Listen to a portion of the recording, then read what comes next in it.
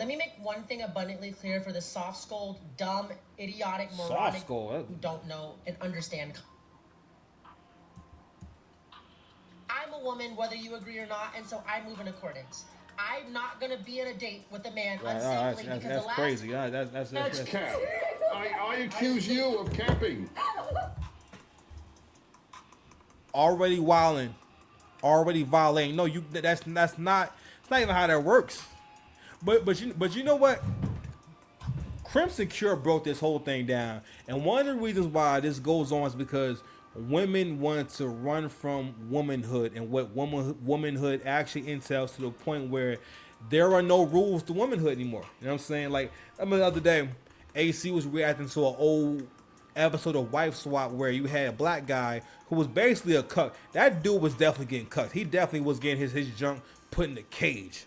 All right, this video somewhere of him getting cut, probably getting cut by Brad too. I don't know if you haven't seen them jaws online where it's called. I don't know if they call it reverse cucking, but basically it's cucking where the black dude is getting cucked. And I don't know if it getting views like that, but that's probably what was going on with him. So the black family was the family where the women ran everything. The dude was kind of a bitch, you know. And when he had to go to the other family where with the submissive white woman and everything, when she told him, "Listen, stay out the kitchen. I don't want you in the kitchen." Then she said that's a woman's place. She wasn't saying it in a degrading way. She was saying, in so many words, that's a lost concept now. Of this is my kitchen. I don't want anyone messing around in my kitchen because I have things in here the way I like it. Things the way I want them to be at. It's arranged a certain kind of way, right? If you ever been to, like, you know, if you had a big mama, that's how big mama was. She don't want you touching her stuff, right? But anywho, so the point was the episode. It wasn't controversial. This is kind of the same dynamic with really every wife swap couple, but this couple in particular, it was interesting because what you saw was the end games of feminism, which is to always makes you uncomfortable. Everyone is uncomfortable hearing a woman say, "I want my house to be clean, and I'm going to clean it. I want my family to have meals. I want to make." These are basic adult functions. You know what I'm saying? Like, these are basic adult things, and for the most part, womanhood has been whittled down. And this is not even my concept. Womanhood has been whittled down to pretty much her holes. The end game is going to, for the most part, as far as what you're going to get from this woman is, which makes the way, yo, it's impossible for you to really say, yo, I want to really invest in this woman when like, yo, she's telling you, listen, the most you're going to get from me is mostly me being in your life, and we can have sex. When you watch Kendra G, you watch Kendra G, really any TikTok video, you know what I mean? In terms of what, especially what black women think a relationship is with a black man. Nah, it's pretty much, yo, you get access to my body. Ain't gonna be no cooperation. You know what I'm saying? Ain't gonna be no long term support. You may get intermittent support. Where for a little bit, y'all cool. And this person might say, yo, you know, they supporting what you rocking with you, but then, you know, a lot of guys what you won't experience, especially when you down bad, is when they just switch it up on you. You feel me? So, but anywho, circling back around to the main point of the reason why Duke can get up here and talk crazy this way is because women have gotten away. They want womanhood and want the experience in life to be, I just have fun. I have no duty. I have no responsibility towards making the world a better place in a way where I'm saying, this is what I'm doing. You know what I'm saying? This is what I'm doing for my family. You don't hear that shit. That's not what women don't lead with. This is how I show up as a mother, or this is how I show up as, if anything, especially when black women refer to motherhood and stuff like that, it's more so like them popping it at you and talking to you crazy, not necessarily making it sound like, yo, I'm a real good person. You feel me? Even when you look at dating profiles, you know, there is no, when these people write these profiles, they don't write them as if like they want somebody to read them and think, man, this is a sweet girl. This is a wonderful lady. Like all those profiles on Facebook dating, they all read like battle raps. They got mad. Y'all girls putting too many emojis. It's too much artwork. in y'all bios. You got all red flags and X marks and shit like that. They'll have like a list of things they don't want. Like, what is this? This is just it's uncomfortable. It's hostile. How you like black women actually make hostile dating profiles? This is how bad it is. But also, this is how out of touch they are with being women. Again, to the point where Duke can show up and say, I am a woman, whether you like it or not. And one of the reasons why these people talk this way is because women support that. Women love, especially black women love anything that feminizes black men and makes black men into bucks that's getting broken, or make black men into the hoe. And I guess a part of that shit is, our history. Our history is white men trying to degrade us, white men trying to do whatever they can from limit us economically, limit what we can learn, on top of actually like literally sexually assaulting black men since we've been in this country. You know what I mean? So that's a part of like what Keisha's seen happen to you. And I think that's a part of why, like, to this day, black women I always want to see the worst happen to you. I think, and men have a hard time realizing, like, nigga, you realize that she don't never actually win. She doesn't really want it. She's not investing in you winning. Like, she doesn't want you to win. You know what I'm saying? Like she's not investing. Which is why most black men cannot say that, my experience with my mother, even if your mother loved you, is not her telling you you can win and you can do it, and putting it in those words like, you can be whatever you want to be.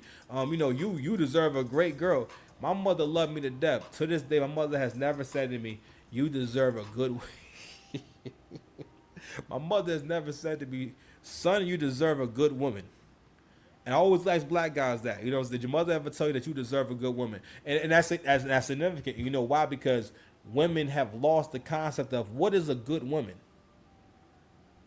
To the point where, and I think a part of that stuff is media programming. Media's like TV and movies for the last 30 years has been this thing where you see how they include these they try to give the character layers by giving them more darkness, and also it's always more interesting for the character to have toxic behavior or to do the wrong thing or to mess up, to the point where that's how women are living their lives. They think they're in a movie, in a TV series. Like, no, bitch, there ain't gonna be no more seasons. The next season and every season after that is gonna be just you single.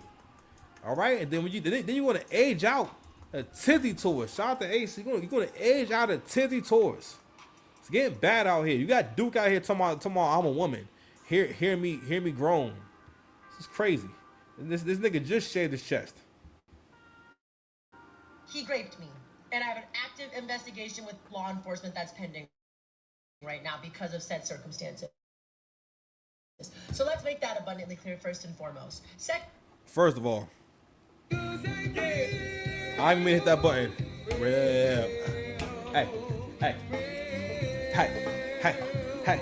Hey. Mona, you niggas ain't real. That's not real. How big was this dude? Because I know you got enough testosterone to get a nigga off you. I'm just saying. I'm just saying, you got enough testosterone. 2026, Joe. You've had your surgery.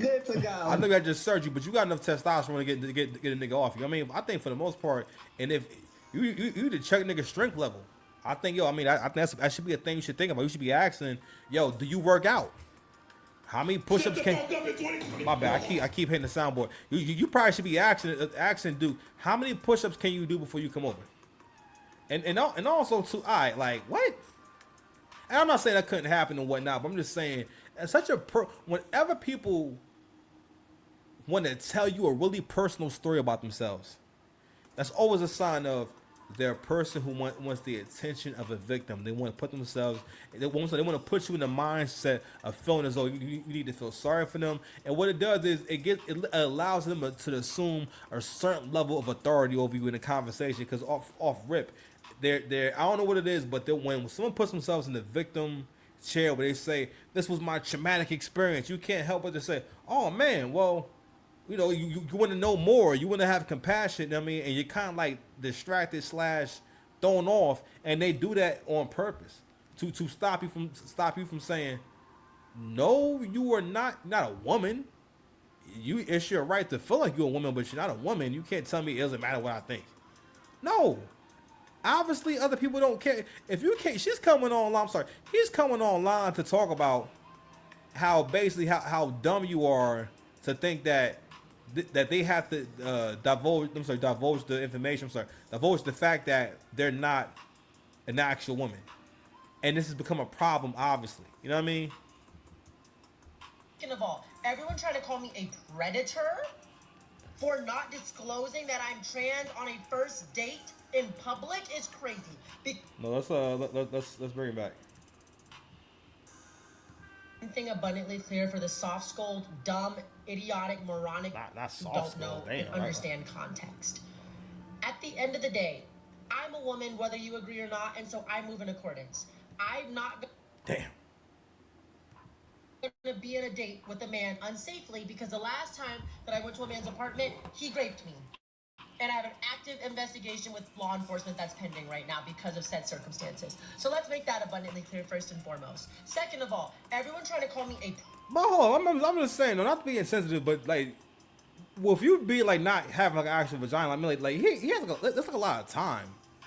So like, you know, to avoid this happening, like how does this happen? Does this person like bludgeon you with like mad punches beforehand, or like how is this happening? Because you still have some testosterone, like because trans people have enough testosterone like to still like beat all women in all sports. Like a trans dude can just go into the ring with a actual skilled fighter and beat her, no problem. And the same dude wouldn't be able to beat, you know, actual his male counterpart. You feel me? So I'm just saying it's definitely enough strength in there to do something. But I'm just saying, what I don't know. Well, what I know. predator for not disclosing that I'm trans on a first date in public is crazy. Because that shows where y'all's true morals and intentions lie. Because some people, believe it or not, when meeting someone for the first time, their first thought isn't to sleep with them. Maybe that's just me, but that's usually not my first thought. Never in my life have I gotten on a date with a man and brought him back to my apartment or vice versa and he not know I was trans. Because yeah, that would be inherently predatory, but I've never done that. So there's a pretty big difference between meeting up with someone in a public setting to get to know them, like maybe what's their favorite movie? What's their favorite food? What do they like to drink? What do they do for fun? Where do they work? Not, oh, how can I get you back in my apartment to sleep with you? Maybe because you all act from a predatory mindset of the minute you go on a first date, you're thinking about how you can get someone in your bed. Maybe that's something that you do, but don't project that onto me. Because as someone who has never, ever once slept with someone who didn't know my business or ever once put someone in a situation who didn't know my business, that would be crazy. Nah, I think it's all crazy. The first thing that's crazy from my perspective is the fact that you have biologically born men that'll sit here and jump on the internet and really try to justify, not only to themselves, but to other women and to men, that somehow, some way they are a woman. And I don't care what surgery, I don't care what pill, I don't care what transformation that you This you've had your We're surgery. good to go. You feel me? all. You are still a man, biologically born. We can sit here and we can try to finesse America and its standards and try to lean into what they think in certain states like California and try to make it seem like it's okay, and it's not. It's a finesse. And so anybody that and let me be very clear.